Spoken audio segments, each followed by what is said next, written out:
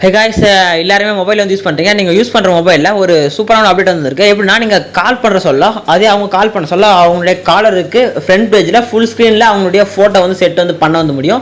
நான் சொல்கிற இந்த ஸ்டெப்பை மட்டும் ஃபாலோ வந்து பண்ணுங்கள். ரொம்ப ஈஸியாகவே நீங்கள் வந்து அந்த இடத்துல உங்களுடைய ஃபோட்டோ வந்து வைக்க வந்து முடியும். ஓகே, ஃபஸ்ட் நீங்கள் என்ன பண்ண போனால் அதுக்கு வந்து உங்கள் ஃபோன் ஆப்ஷன் வந்து போய்ட்டு கான்டாக்டுக்குள்ள வந்து போயிட்டு நீங்கள் யாருக்கு வந்து ஃபோட்டோ செட் வந்து பண்ண போகிறோம் ஜஸ்ட் அவங்களுக்கு வந்து கிளிக் வந்து பண்ணிக்கோங்க. ஓகேங்களா, இப்போ வந்து நான் ஏதாச்சும் ஒரு நம்பர் வந்து கிளிக் வந்து கொடுத்துருக்கேன்.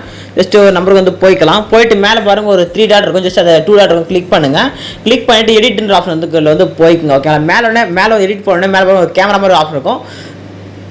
ஜஸ்ட் வந்து அதை வந்து கிளிக் வந்து கொடுத்துட்டு செலக்ட் ஃபோட்டோ இல்லை டேக் ஃபோட்டோ வந்து கேட்கும்.